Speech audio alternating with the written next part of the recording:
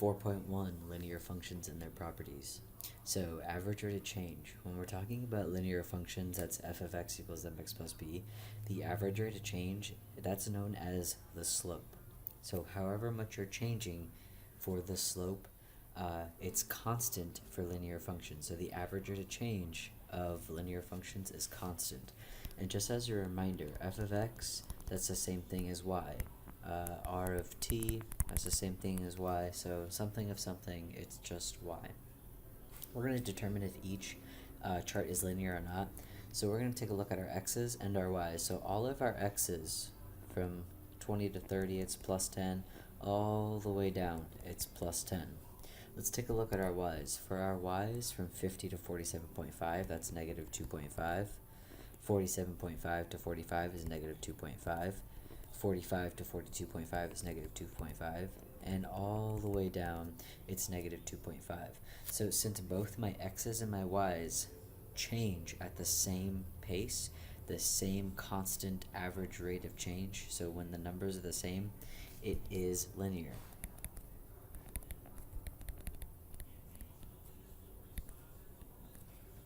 It's linear because the constant rate of it's constant rate of change.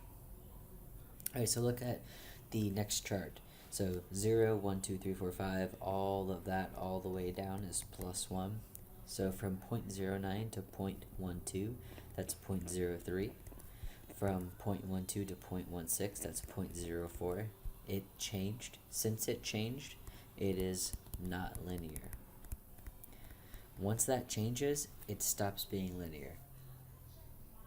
Determine whether a linear function is increasing, decreasing, or constant. So when we have our linear function, mx plus b, if your m is positive, you are increasing. If your m is negative, you are decreasing. If it is constant, it's 0. And remember, constant will be y equals 0, or in this case, something that looks like f of x equals 0. Because remember, f of x is the same thing as y. So for example 2, we're going to determine whether the following linear functions are increasing, decreasing, or constant. So for all of these, we're going to be looking at our slope. Our slope is the number with the variable. So for a, since it's positive, it is increasing. For b, the slope is negative, so it's decreasing. C, the slope is positive, so it's increasing. And for D, h of z, that's the same thing as y equals 7, and we know that that is constant.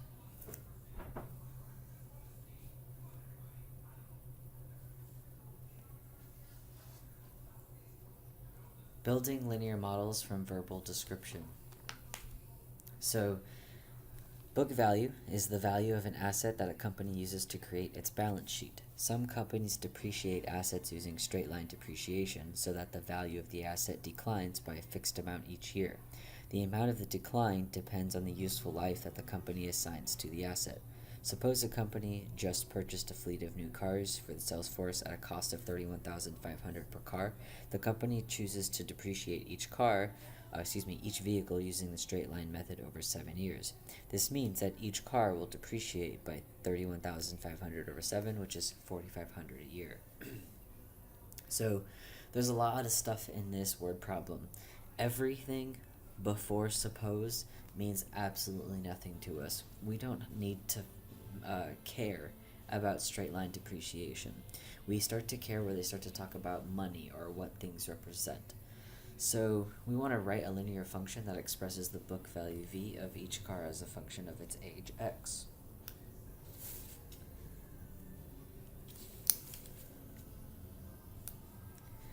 So linear functions, we're talking about y equals mx plus b, more specifically f of x equals. And remember that the m is our slope, and we know that that's our average rate of change now.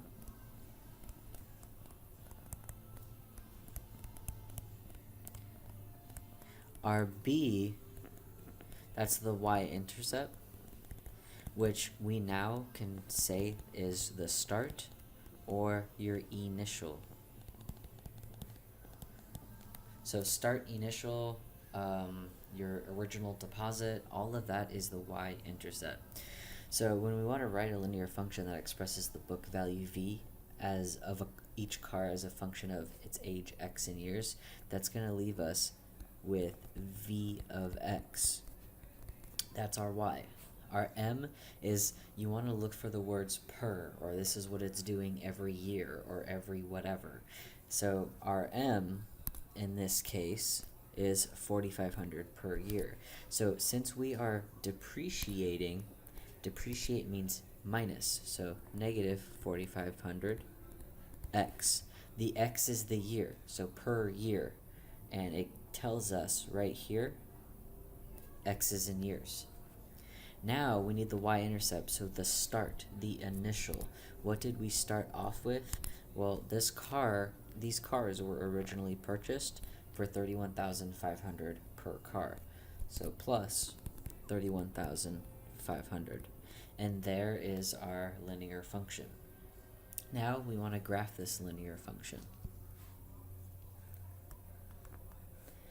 So all applications in the real world happen in quadrant 1. Why? Because that's where x and y is positive. You can't go backwards in time, you can't do things backwards distance, so that's why quadrant 1 is where everything happens.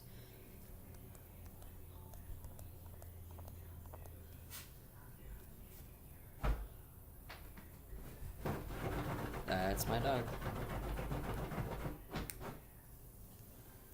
Puppy.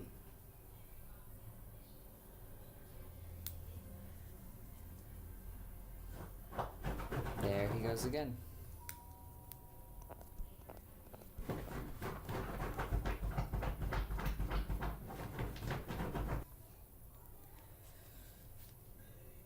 So, x is in years. It tells us x is in years. So here on the bottom we have years. Now the reason why there are 7 tick marks is because we want to do this for 7 years. I'll highlight it in pink up in the word problem right here. We want to do it for 7 years. So 1, 2, 3, 4, 5, 6, 7. Those are our 7 years. And then it says our y is v of x. V is the book value, which is our y, so book value.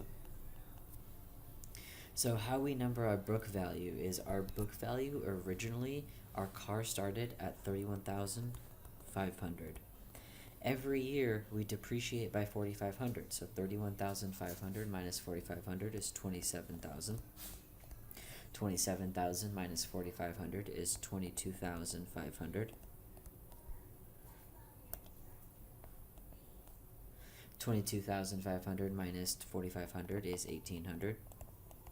1,800 minus 4,500 is 13,500. 13,500 minus 4,500 is 9,000. And 9,000 minus 4,500 is 4,500. And 4,500 minus 4,500 is 0. And I got that 4,500 from the slope. And remember, the slope is the number with the x. It's highlighted in yellow. Now we can go ahead and plot our points. So our car started at the cost of 31,500. After 1 year, it loses 4,500. Another year it keeps going. Every year we depreciate by 4,500. And from there, we just connect the dots.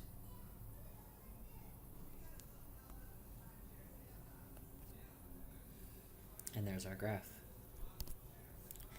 So part C, what is the book value after 3 years? So, what's the value when x is 3? We know x, it's because it's years. Years means x.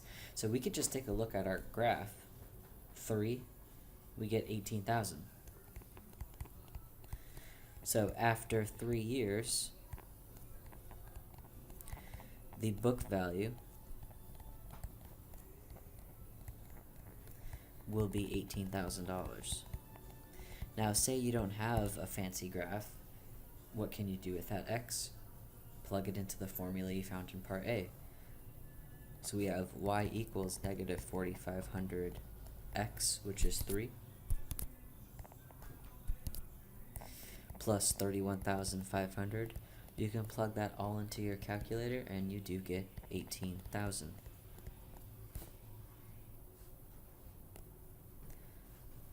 Part D, interpret the slope. So interpret means to use your words. So the slope is negative 4,500.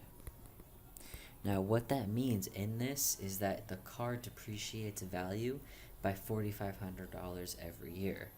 So the car depreciates, loses anything that means negative. The car depreciates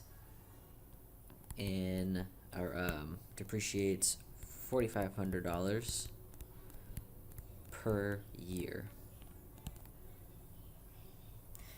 Part E. When will the book value of each car be 9,000? Hint, solve the equation v of x equals 9,000. So v of x equals 9,000. That's y equals 9,000. So 9,000 equals negative 4,500x plus 31,500.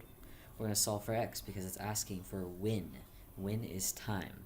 We subtract 31,500 to both sides. When we do, we are left with negative 22,500 equals negative 4,500x. We divide by negative 4,500. And we're left with 5 equals x. So what that means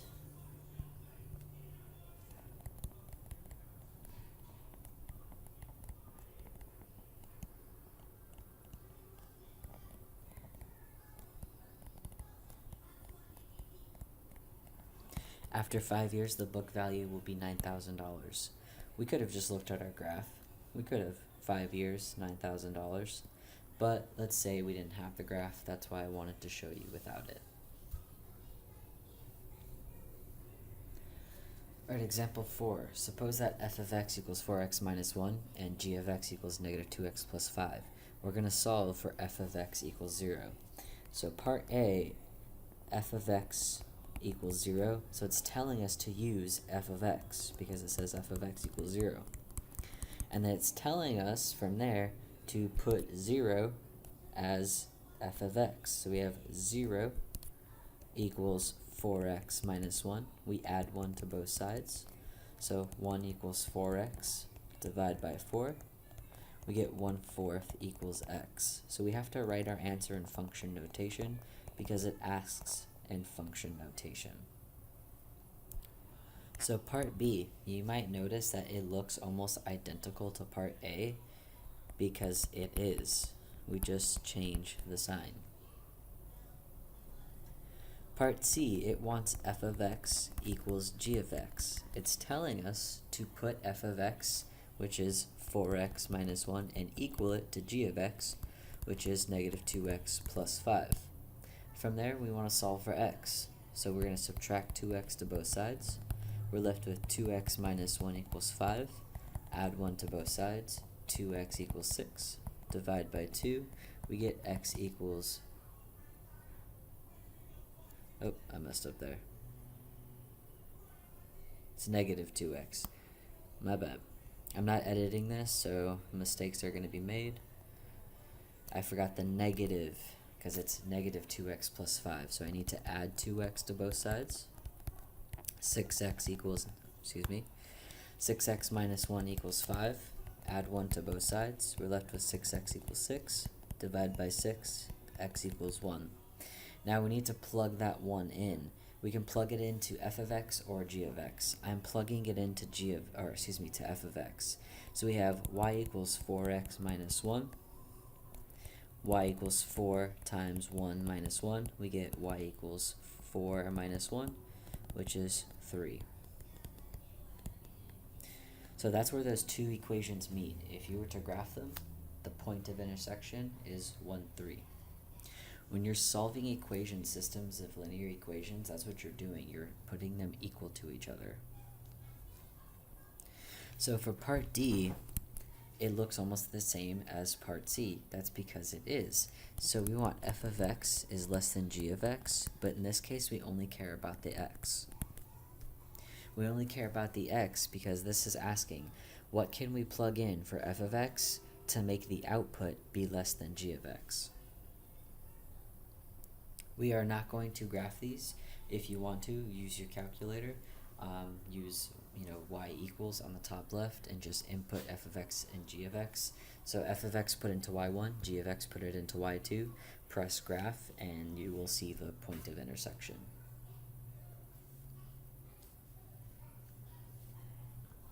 Example 5. In parts A through F, we are going to use this graph to answer the following. So for part A, we want g of x, which we know is the same thing as y, equals 20. So what's x when y is 20? That's right here. We have x equals 5, y equals 20. So g of 5 equals 20. That's our answer. Part B. We want g of x equals 60. So when y is 60, x is negative 15. Part C, we want g of x equals 0. So when y is 0, x is 15.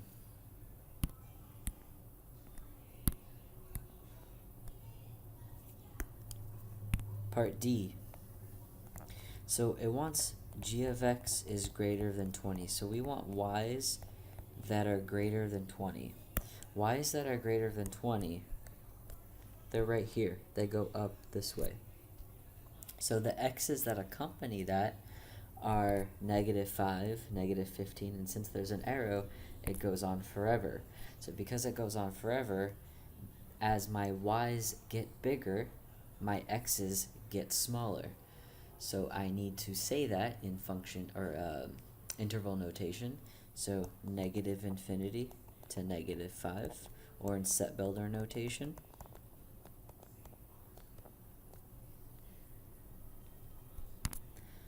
Part E. Now it wants g of x is less than 60. So when my y's are less than 60, it goes down this way. So the x's that accompany that are negative 15, 5, 15. So as my y's get smaller, my x's get bigger. So negative 15 to infinity. And the reason why it's a bracket, because that line underneath. Alright, part F. Part F, it wants the in-between of g of x, or 0 and 60. So 0 to 60, so there's 0, there's 60.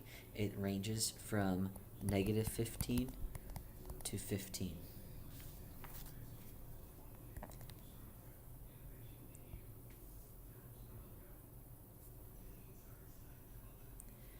The simple cost function is the linear cost function, c of x equals mx plus b. Suppose that a small bike manufacturer has a daily cost of $1,800 and each bike costs $90 to make.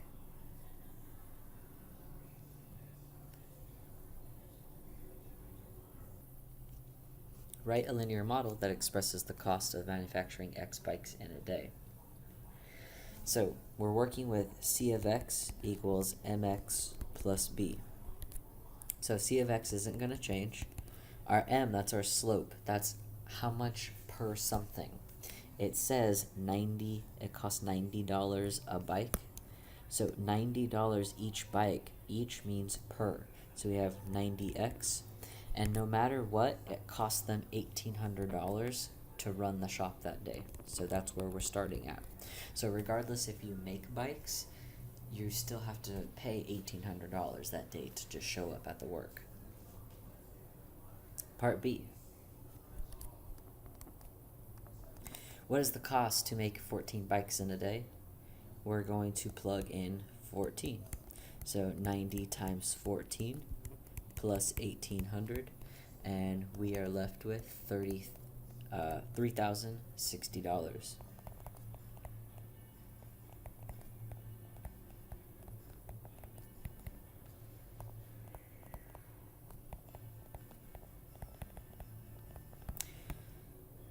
Alright, part C, how many bikes can be made for 3780?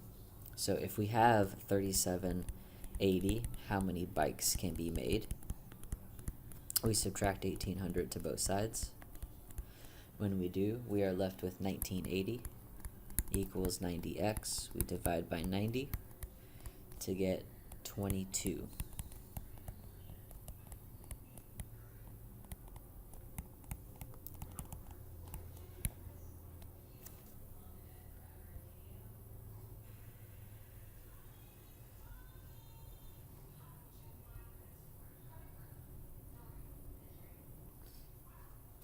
Suppose the quantity supplied and the quantity demand D of a cell phone each month are given. So we have S of P, which is supplied, 60p minus 100, D of P, that's demand, where price is P, and that's dollars.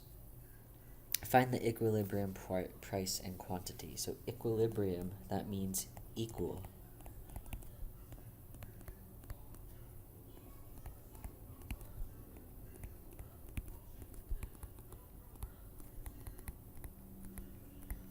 So we need to solve for P. We're going to add 15P.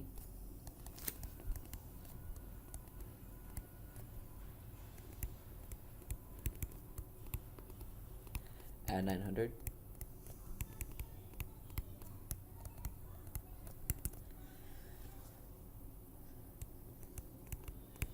Divide.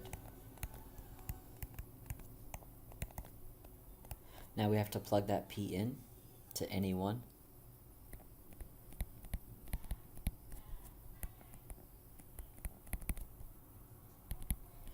And when we do, we get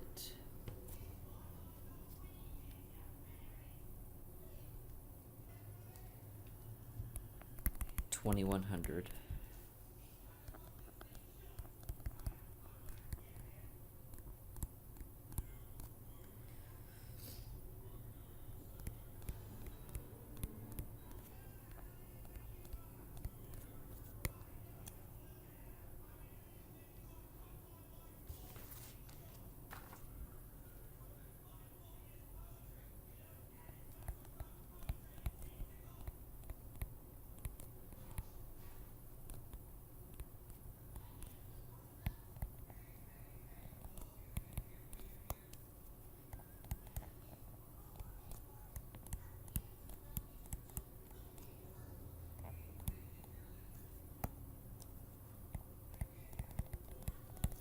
If the company charges $50 per phone, they can expect to sell 2,100 units. Determine the price for which quantity supplied is greater than quantity demand. So that's saying S of P is greater than DP, which we already know. So P is greater than 50.